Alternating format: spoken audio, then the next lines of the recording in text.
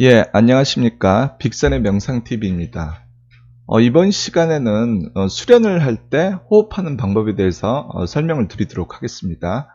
아주 기초적인 것인데, 많은 사람들이 상대적으로 이렇게 소홀하고 잘 모르는 부분이 바로 이 호흡이기도 합니다. 세상에는 이렇게 수련법이 아주 여러 가지 종류가 다양하게 많은데, 그 중에서 일반적인 명상이나 호흡을 기준으로 해서 설명드리도록 하겠습니다. 일반적인 방법을 살펴보면 사람의 몸에 있는 이 횡격막을 통해서 복식호흡을 하라라고 이야기하는 경우가 많습니다. 또한 규칙적이면서 들숨을 날숨보다는 약간 길게 하라. 또는 옛날에 그 고서를 살펴보면 발 뒤꿈치로 호흡하듯이 가늘고 길고 깊게 호흡하라라고 이야기하는 경우가 많이 있습니다. 그런데 이렇게 이런 것들을 곧이곧대로 받아들여서 그대로 호흡을 하기에는 굉장히 이렇게 좀 부작용이 자주 나타나기도 하고 위험하기도 합니다. 그래서 호흡에 대해서 좀 더 자세히 살펴보도록 하겠습니다. 이렇게 호흡이란 결국 장단, 어느 정도 긴가, 짧은가, 강약, 강한가, 부드러운가, 장단, 강약이며 끊임없이 변화하는 것이다. 사람에 따라서, 상황에 따라서, 시간에 따라서 호흡이 달라지게 되고 끊임없이 또 변화하게 되는 겁니다. 그런데 이제 이것을 무시하고 무조건 그냥 일정하게 호흡하라고 하는 것은 굉장히 위험합니다. 사람에 따라서는 굉장히 이렇게 상기나 두통 혹은 가슴의 울렁증이라든가 감정의 변화로 인해서 굉장히 힘들어하는 경우가 많이 있습니다. 이런 부작용이 생기는 것이죠. 좀 더 자세히 살펴보도록 하겠습니다. 이렇게 호흡을 이렇게 천편일률적으로 기준을 정하기가 좀 어렵습니다. 왜냐하면은 이렇게 사람에 따라 그 사람에게 맞는 호흡이 다르기 때문입니다. 예를 들어서 그 사람이 이렇게 약간 좀 체형이 뚱뚱한가 혹은 마른 편인가, 그 사람이 약간 좀 습기가 많은 편인가 아니면 좀 약간 건조한 편인가, 이렇게 체질이나 체형에 따라서 그 사람에 맞는 호흡이 달라지게 됩니다. 또한 이렇게 그 똑같은 사람이라 하더라도 상황에 따라서 호흡이 또 달라집니다. 그 사람이 지금 감정 상태가 평온한가 혹은 무언가에 그렇게 흥분한 상태인가, 두려운 감정인가 불만이 많은 감정인가 등등 그 사람의 지금 현재 상황에 따라서 그 사람에게 맞는 호흡이 달라지게 됩니다. 또한 이렇게 수련을 시작했을 때 오늘 이렇게 수련을 하는데 맨 처음에 시작했을 때와 중간쯤의 호흡, 그 다음에 끝부분의 호흡이 시간에 따라서 달라집니다. 이렇게 사람에 따라서 그 사람에게 맞는 호흡이 다 다르고 똑같은 사람이라 하더라도 상황이나 시간에 맞춰서 그 사람에게 맞는 호흡은 다르게 됩니다. 예를 들어서 좀 약간 이렇게 살집이 좀 있으시고 몸에 열이 많은 분 같은 경우에는 좀 이렇게 내뱉는 호흡을 좀 이렇게 길게 할 필요가 있습니다. 그래야지만 이렇게 그 체열이 나가기 때문에 몸에 열이 많은 사람은 약간 호흡을 좀 내뱉는 호흡을 좀 길게 할 필요가 있습니다.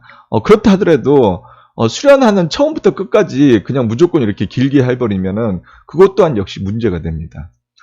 그리고 이렇게 흥분할 때 사람의 호흡이 굉장히 이렇게 짧게 되죠. 그리고 분노하거나 감정이 격해지면 호흡이 이렇게 좀 강하게 되죠. 이렇게 호흡을 거칠게 이렇게 내쉬게 되죠. 그리고 뭐 이렇게 좀 안정되거나 마음이 차분해질 때 그때는 좀 이렇게 대부분 좀 가늘고 길면서도 부드러운 호흡을 하게 됩니다.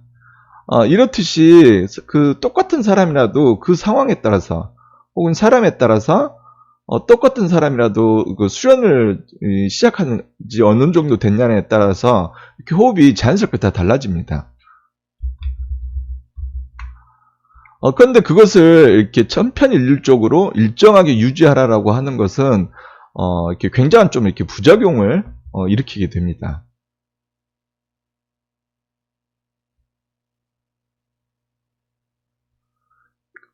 또한 이렇게 호흡은 결국 이렇게 보다 깊은 집중과 몰입을 하기 위한 것입니다.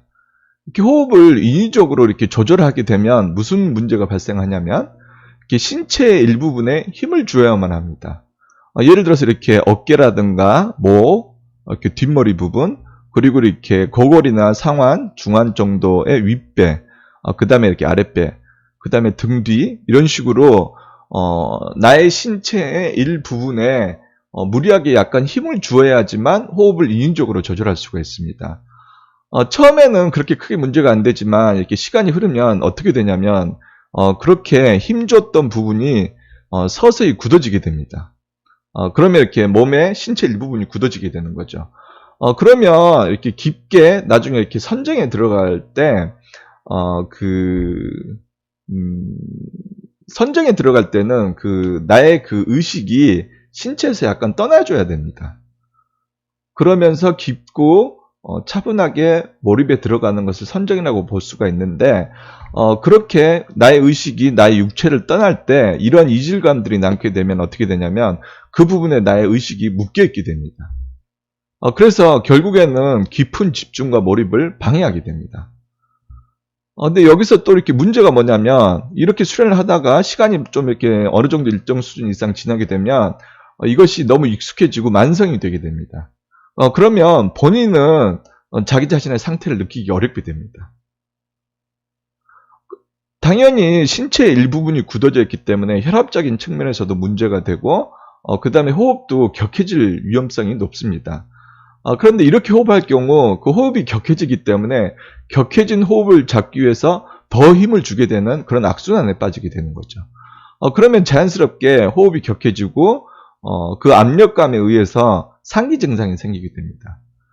그냥 상기 증상만 있으면 상관없는데 그것이 이렇게 두통이라든가 심리적 불안함 이런 것들을 이렇게 동반하게 되는 거죠. 그래서 호흡은 이렇게 호흡의 기준은 뭐냐면 나의 그 집중과 몰입을 잘하기 위해서 호흡을 하는 것입니다. 내가 집중과 몰입이 잘 된다. 그러면 그때 그 호흡이 나에게 맞는 것입니다.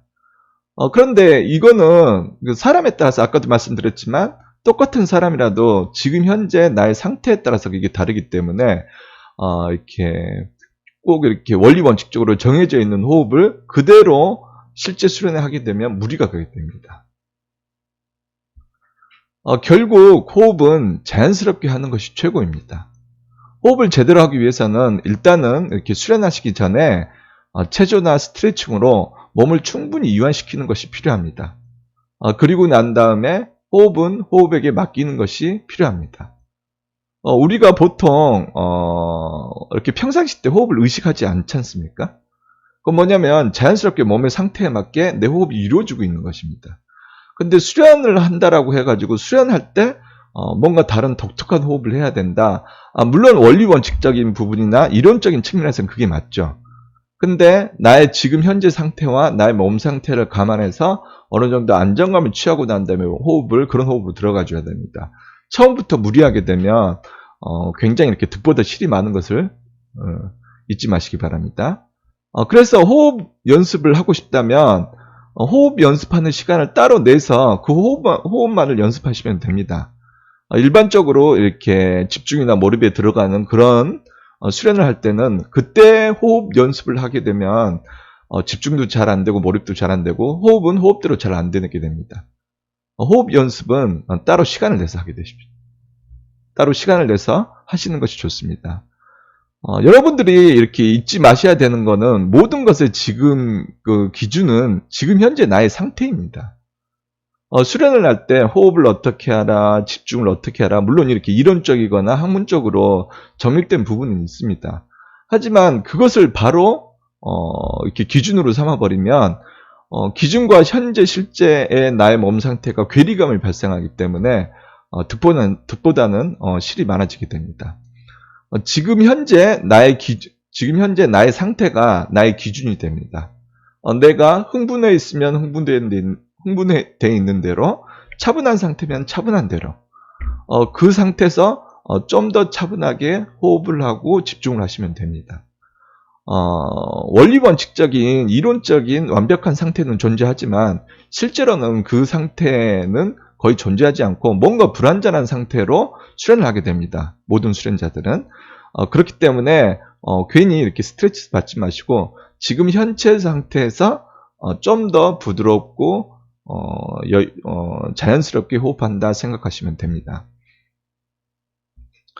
이렇게 호흡이 불안정할 때 이렇게 이럴 때가 있습니다. 나름대로 이렇게 노력을 했는데 노력해도 잘 안 되고 호흡이 계속 불안정하고 이렇게 진정이 잘 안 될 때는 억지로 노력하시기보다 현재 상태를 인정하고 편안하게 누워서 호흡을 하시는 것이 좋습니다. 그러시다 보면 좀 이렇게 안정이 되는데 그 안정이 되면 또다시 시도하고 또다시 시도하고 하는 것이 오히려 효율이 좋습니다. 물론 이렇게 특이점을 넘을 때 안 되더라도 이렇게 계속 몰아붙여야 될 때가 있긴 있지만은 그런 경우는 거의 없습니다.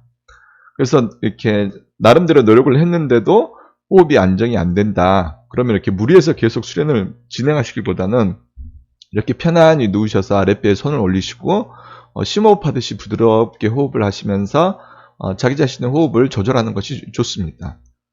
이럴 때 호흡이 불안정할 때 의식적으로 강하게 그렇게 이렇게 규칙적으로 호흡을 하려고 하면 할수록 오히려 아까 말씀드렸던 그런 역효과가 발생하게 됩니다.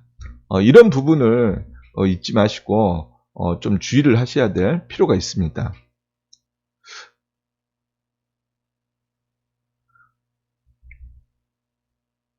잠깐만요.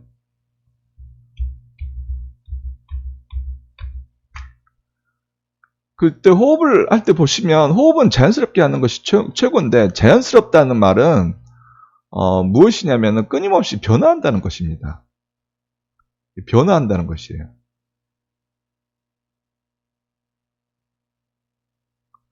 예를 들어서 지금 현재 저의 호흡 상태하고 이렇게 동영상을 찍기 전에 호흡 상태하고는 다르죠.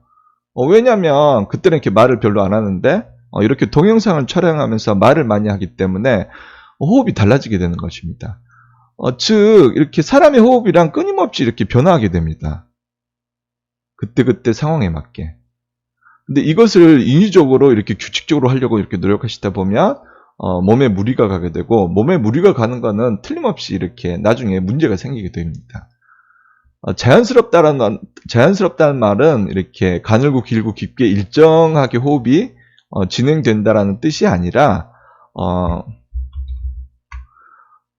호흡이 이렇게 길다가도 때가 되면 좀 이렇게 짧아지기도 하고 부드럽게 이렇게 진행되다가도 어느 순간은 좀 약간 좀 힘이 들어가서 호흡이 진행되기도 합니다. 이런 식으로 이렇게 호흡이 진행되는 게 원래 맞는 겁니다. 왜냐하면 사람의 몸 상태, 그 다음에 그 사람의 수련을 하더라도 그 사람의 호흡하는 그 상태가 그때그때 다르기 때문에 끊임없이 이렇게 변하는 것입니다. 근데 이런 변화는 자연스러운 거거든요. 자연스러운 변화를 인위적으로 조절하려고 하면 그때부터 몸에 무리가 가게 됩니다. 왜? 자연스럽지 않기 때문에. 몸에서 거부 반응을 일으키는 거죠. 그러니까 거부 반응이 일어나는 상태에서도 호흡을 일정하게 하려고 노력하다 보면 몸에 무리가 가게 됩니다. 그것이 결국에는 나중에 보다 깊은 집중과 몰입을 방해하게 됩니다. 예, 오늘은 이렇게 호흡에 대해서 간단히 살펴보았습니다. 이렇게 가끔씩 뭐 수련 10년, 20년, 30년 하신 분들을 이렇게 많이 뵙고 자기는 호흡을 오랫동안 해왔다라고 하시는 분들을 이렇게 간혹 뵙는데 이렇게 막 몸이 딱딱하게 굳어져 있던가 호흡이 격하던가 이런 경우를 정말 이렇게 자주 보게 됩니다. 특히 혼자서 공부하신 분들, 책 보고 혼자서 이렇게 수련을 오랫동안 하셨던 분들, 혹은 이렇게 호흡에 대해서 이런 자세한 설명을 듣지 않거나 그냥 이렇게 대충 적당하게 지도를 받고 이렇게 수련을 하시는 분들 같은 경우 그냥 막연하게 자기의 생각대로 그냥 호흡을 하다 보니까 오히려 이렇게 수련에 있어서 발전이 더디게 되게 됩니다. 그 부분이 이렇게 참 보면 이렇게 아쉽습니다. 이렇게 보면 그래서 오늘은 이렇게 시간을 내서 호흡에 대해서 살펴봤습니다. 예, 이번 시간은 이것으로 마치도록 하겠습니다. 감사합니다.